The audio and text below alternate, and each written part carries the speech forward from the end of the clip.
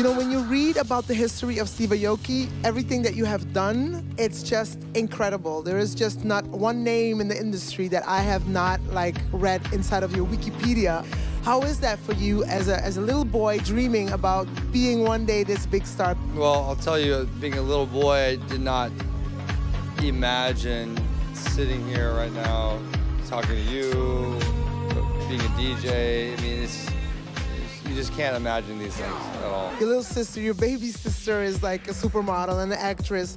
Your brother has restaurants. It's just so much happening in your family. Does that put a lot of pressure on you to be successful in your own right?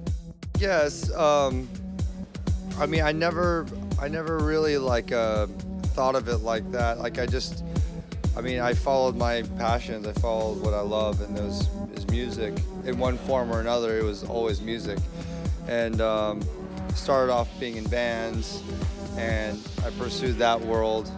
And success is a different idea than what most people think. For me, at least, success was about being able to convey a message properly to an audience and having that connection be authentic.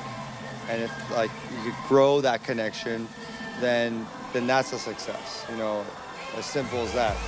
How about when a young person, super young, 16, 15, comes to you or at least try to contact with you and say, Steve, I want to become like you? I think back to when I was, 14, 15, 16, and I was in my bedroom recording guitars and singing and playing drums and bass. And the world is at your fingertips now. The access to create music, to produce, to do anything is literally in front of you. That's what's so amazing about this time. You could create your own website, your own SoundCloud, your own YouTube, your own anything, and you can claim your voice without anyone having, without getting help from anybody else. And that's the best way for me to share that with everyone else. Because when I started DJing, I was throwing my own parties because no one would book me. I want to talk to you about fashion because you got a style, yo. You got style. I really mean it. Is it LA? Is it Japan? What is it?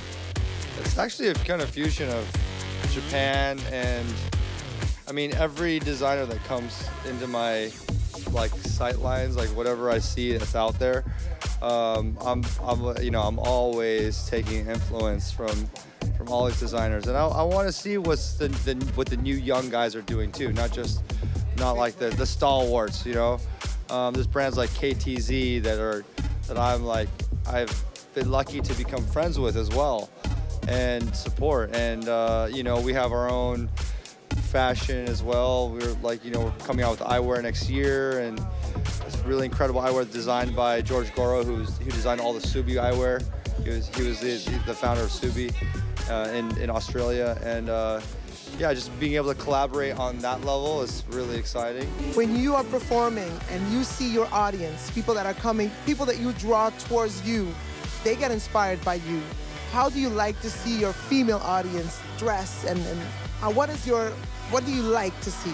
Well, honestly, the female audience are way more stylish than the male audience, and especially here in Ibiza, you see a lot of women coming to the show, so that changes everything.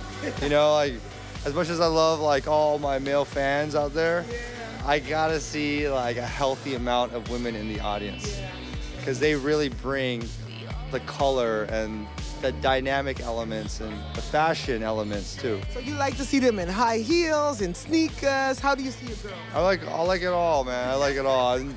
I don't discriminate at all. I want to see people dressing the way they want, how they feel.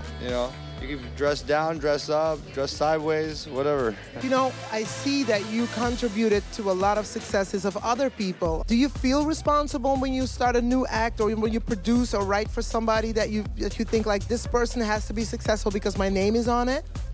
Well, yeah, you're part of the machine, you're part of the culture, or you're part of everything. I definitely feel like I'm part of the success of other people that I've been involved in the development, whether producing for them or A&Ring, developing them in that respect through Dimmock Records. But you know, like everyone makes their own decisions, and it's really up to them to keep it shining.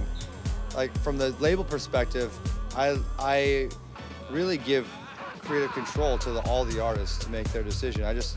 I'm there to help kind of broaden the scope and try to get the music to more people.